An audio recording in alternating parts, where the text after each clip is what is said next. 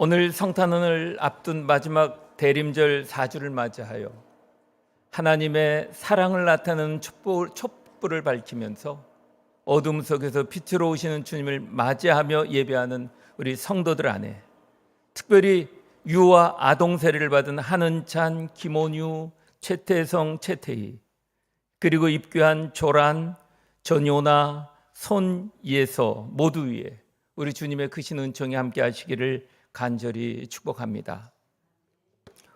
오늘 상고하게 될 귀한 말씀을 통해 하나님의 사랑의 결정체로서 우리에게 찾아오신 예수 그리스도의 사랑에 대해서 함께 상고하며 은혜를 나누려고 합니다. 세상이 맞이하는 크리스마스는 한 해를 보내며 예수님이 아닌 산타크로스와 루돌프가 주인공이 되어 다소 들뜸 속에서 맞이하였었습니다. 그런데 올해 세상의 크리스마스와 연말에는 산타도 루돌프도 활약을 못하는 분노와 혼돈으로 시끄럽고 어지러운 가운데 맞이하고 있습니다. 그래서 더더욱 교회와 성도는 사랑의 빛으로 오시는 주님을 기다리며 대림절을 더 간절하게 맞이하게 되는 것 같습니다. 왜냐하면 하나님이 세상을 이처럼 사랑하사 독생자를 주셨으니 라고 시작되는 오늘의 본문의 말씀대로 하나님은 바로 이런 우리를 위하여, 이런 세상을 위하여 오셨기 때문입니다.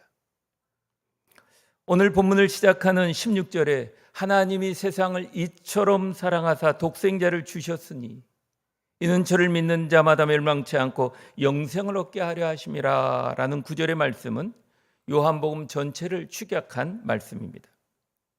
그리고 무엇보다 모든 구원의 기원과 구원의 주도권이 하나님께 있음을 알려준 말씀으로 이 말씀은 모든 성도들에게 기뻐 감사하며 즐겨 외우는 성구이기도 합니다. 저 역시 어렸을 때부터 이 구절에 곡을 붙여 가볍게 외우던 구절이었습니다. 그리고 전도다 시절에는 교회학교 어린이들에게 곡을 붙여 손가락을 펴면서 하나님이 세상을 이처럼 사랑하사, 하나님이 세상을 이처럼 사랑하사 이렇게 부르며 가르쳐 주기도 했습니다. 그런데 이 말씀을 곱씹고 곱씹어 보십시오. 이내 가벼움은 사라지고 맙니다.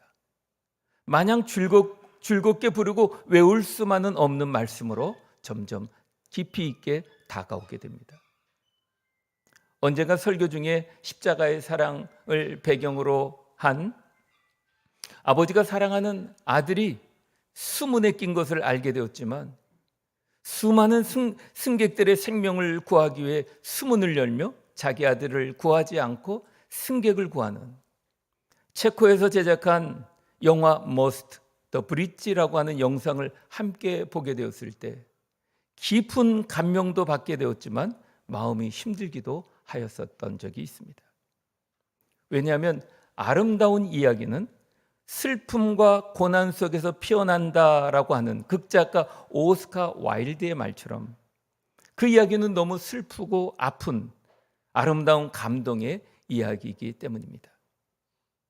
따라서 우리를 위해 독생자를 보내시는 그 기가 막히는 슬픔과 아픔을 품고 있는 성탄은 더 아름답고 감사한 사건이라는 것을 깨닫게 됩니다.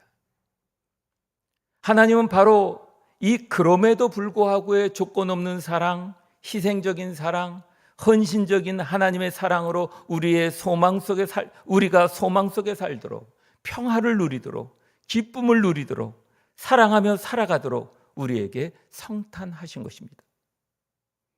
그렇다면 하나님이 사랑하신 세상은 구체적으로 무엇입니까? 하나님의 사랑의 대상을 16절에서 세상이라고 하는데 여기서 세상을 뜻하는 코스모스는 온 인류를 가리킵니다. 우리는 여기서 하나님의 사랑의 넓이를 만나게 됩니다. 물론 유대인의 전통적인 사고는 하나님의 사랑은 선민 유대에게만 국한되는 것으로 여겼습니다.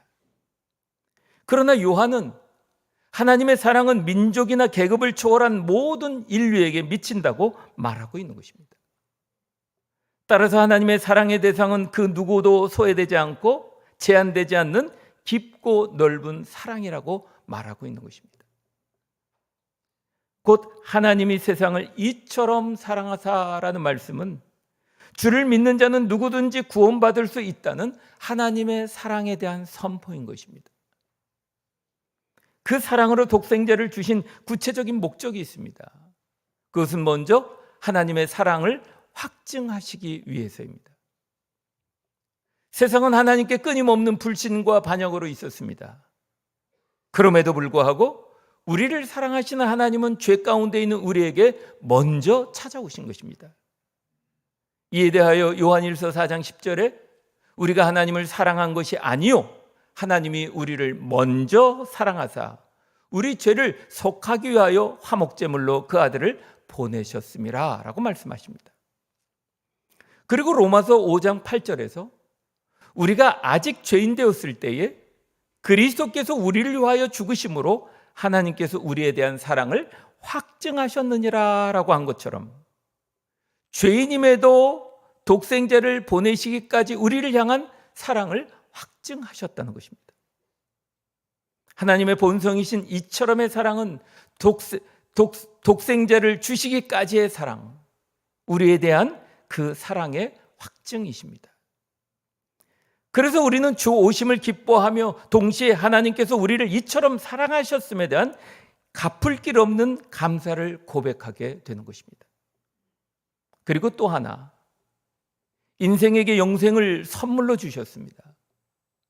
독생자를 이 땅에 보내신 목적은 우리에게 영생을 얻게 하려 하심이라고 말씀하십니다.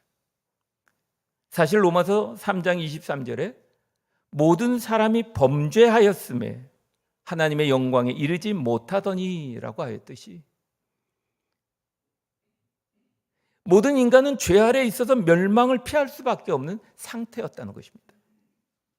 하나님은 그런 우리 인생을 위하여 16절에 영생을 얻게 하려 하심이라라고 곧 예수님을 우리에게 보내셔서 영생을 선물로 주신 것이라고 말씀하신 것입니다. 그래서 사도 요한은 17절에 하나님이 그 아들을 세상에 보내신 것은 세상을 심판하려 하심이 아니요 그로 말미암아 세상이 구원을 받게 하려 하심이라라고 하나님의 사랑과 예수 그리스도의 오심의 목적이 바로 우리를 위한 구원과 영생이었음을 강조하고 있는 것입니다. 그러나 엄중한 또 하나의 진리를 간과해서는 안 됩니다. 그는 18절 중반절에 믿지 아니하는 자는 하나님의 독생자를 믿지 아니함으로 벌써 심판을 받은 것이니라 라고 합니다. 생각해 보십시오. 우리를 죄에서 구원하시고 영생을 주시기 위해 아들을 대신 십자가에 내어주신 사랑을 베푸셨는데 그 아들 예수를 믿지 않는다고 하는 것은 곧 죽기까지 우리를 구원하기 위하여 순종하신 예수 그리스도의 은혜를 받아들이지 않는다는 것입니다. 따라서 어쩔 도리 없이 구원에 이르지 못하는 심판이 불가피하게 됨을 말씀하고 있는 것입니다. 그리고 예수 그리스도를 믿지 아니함으로 이미 시작된 그 심판으로 불신자들은 이미 죄인으로 진리 안에서 자유를 누리지 못하고 죄에 얽매여 죄에게 종노릇하며 살아가게 되는 것입니다. 그래서 요한은 19절에 빛이 세상에 왔으나 사람들이 자기 행위가 악함으로 빛보다 어둠을 더 사랑했다라고 말씀합니다. 예수님은 빛으로 오셨습니다. 그 빛은 진리와 생명과 구원의 빛입니다. 그러나 안타깝게도 많은 사람들이 어두움에 머물기를 선택하고 있다는 것입니다.